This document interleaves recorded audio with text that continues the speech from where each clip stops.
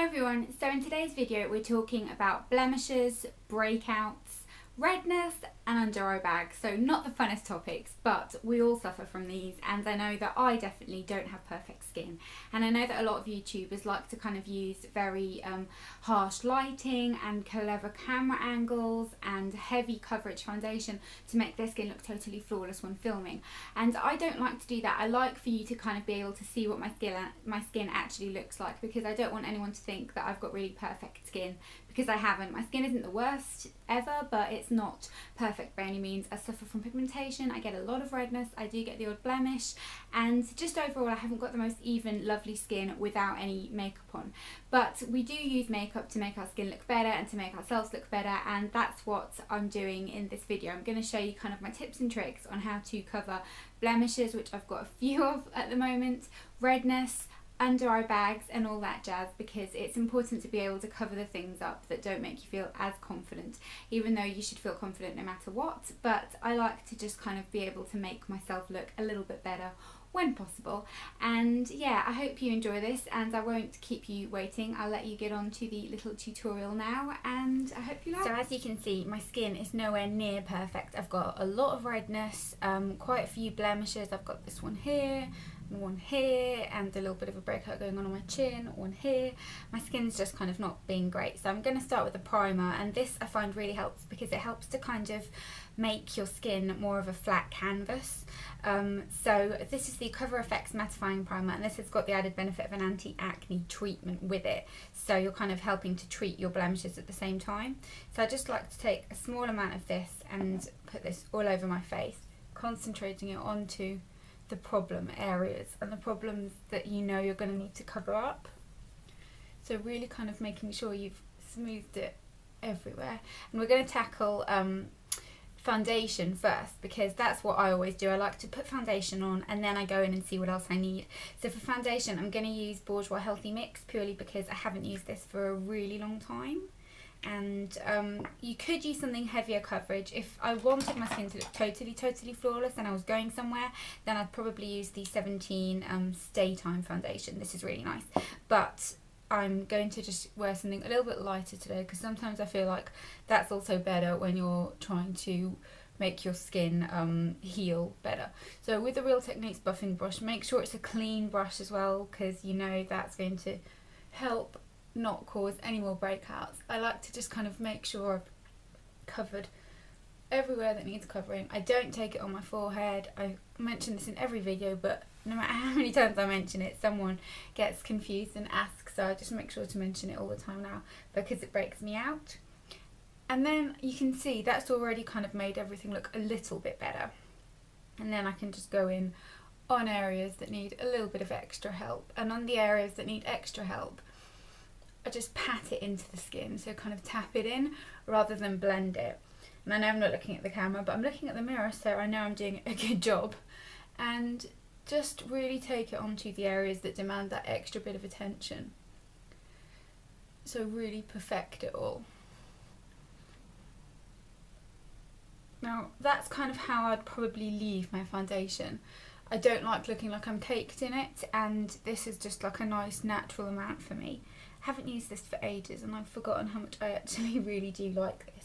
And I've got loads of breakouts going on kind of on my brow area. I'm not sure what that is. I think that might have been from when I threaded a couple of days ago. But I'm going to do blemish attack first. And I've been using the 17 Stay Time concealer just because it's a really nice full coverage concealer and it doesn't make it worse. I find if I've got a blemish, it tends to kind of make it much worse if I try and conceal it. But this is really nice and it hasn't been doing that. It's just one of those little doe foot applicators. And I will come a little bit closer and just put it onto the affected area. Then with my fingers I like to just kind of pat it in, and you have to kind of be quite patient and gentle doing this to get the optimum amount of coverage. So I kind of pat it in with my fingers and then look and see how that looks. So it looks better. You can still see a hint of redness. So I like to do a little bit more, and then I might go in with a brush. This is the, not Sedona Lace, what is this? The Zoeva Concealer Buffer. And just kind of tap it into place. You don't want to buff it because it kind of takes away the coverage, but at the same time you don't want it to look too unnatural. And then just take that kind of onto any of the other red bits. Then on this lovely breakout I've got going on over the top of my brow, that's more just concealing redness rather than a bump, so I will just take that onto the area and just kind of smooth it out, and you can sort of see, you can still see a little bit of redness. So you have to just be patient and kind of build it up. And I find that, you know, no matter what, nothing ever looks totally perfect and concealed. It is a very hard thing to conceal, redness. And I know a lot of people say use something green toned, it counteracts it. I have tried that. I haven't found personally that it really did much for me, but if that works for you, then by all means do that. I know the colour kind of helps counteract it. But really just concentrate and take your time. There's no kind of quick way to do this and make it look good. I've got this lovely one right under my brow, which really needs a little bit of help. And then what you want to do is you want to take a mirror, a really good magnifying mirror, I've got one right here, and look really, really closely at your face. So really look and see if you feel like you need a little bit more concealing, if the redness is too visible. I feel like the redness on this part here is a little bit too much for me. And I might just pat that in with my fingers. The warmth of your fingers does really help, but really make sure your fingers are clean, otherwise you might just be making the matter worse. And that's that. And then right here on my cheek, as I mentioned before, I've got a little bit of something, just a little bit on the underneath. I find a lot of the time the redness on blemishes does come from the kind of underneath part of the blemish, so if you kind of get it there, a lot of the time that sorts out the problem, and you just want to really pat it in. So that's my blemishes done. Nothing I've used helps to cover up the hyperpigmentation that I have here and a little bit on my nose. Nothing helps to cover those up, so I don't even really bother trying anymore because nothing really does anything. But for under eye concealer, I've tried so many different things. I do get quite dark under my eyes, especially on this area and kind of on the outer corners, I'm sure you can sort of see, and my upper lid is very dark as well, so I tend to look quite tired. But I love the Laura Mercier Secret Concealer. This is in shade 3, and I use this kind of as a corrector because it's the lovely peach tone. So I like to just get a little bit of this on my finger, and when I say a little, I really do mean a little, because it can crease and you don't want to use it all over, just in the areas where you're really, really dark. And then with the same concealer buffer brush, I like to just make sure that's all blended nicely. And if you need a little bit more, you can pull beautiful faces while you're doing it.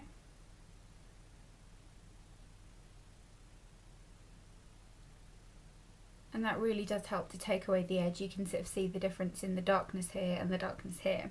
But you also need something that's very brightening. And I did have really high hopes for the 17 concealer that was supposed to be the dupe for the Benefit concealer. I can't find it at the moment. I don't know where I've put my one. But oh, here it is.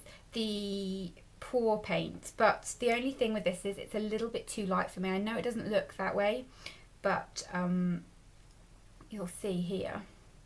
It's very light, and I feel like it kind of highlights the area too much. So I like to just kind of put this on the top of my eyes because it helps to kind of brighten, but it doesn't give you that kind of reversed panda effect. My all-time favourite thing for brightening and concealing under the eyes has to be the Collection concealer.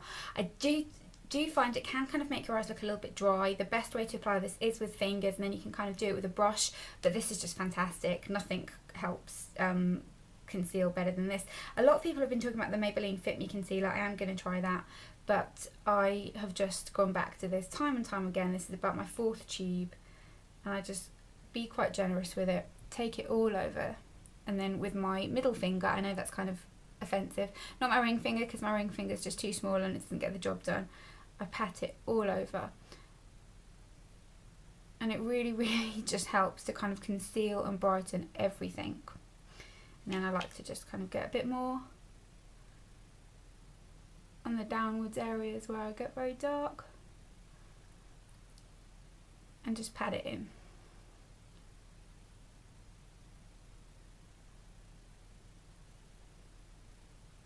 And already you can see a vast improvement between the darkness on this side and the darkness on this side. Now I've always got a little bit of a shadow kind of going onto my eyes because of the shape of my eyes, because they're quite hooded, and this part of my eye is kind of quite puffy. If I go like that, you can see here it's really puffy. I really don't like how my eyes do that, but you can see the difference between this and this is pretty shocking. So that's how I do it. I'm going to then go ahead and do the other eye and everything and put the rest of my makeup on. And you really want to make sure you powder. Powdering is key to keep everything in place. But that is how I conceal my redness, my spots and my under eye circles.